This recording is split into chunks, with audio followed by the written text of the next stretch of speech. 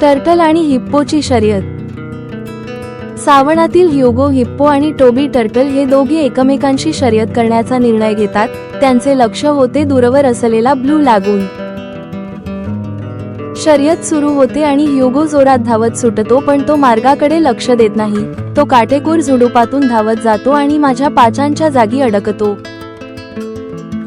Tobey मात्र हळूवारपणे पाऊल टाकत, पण तो थांबत नाही।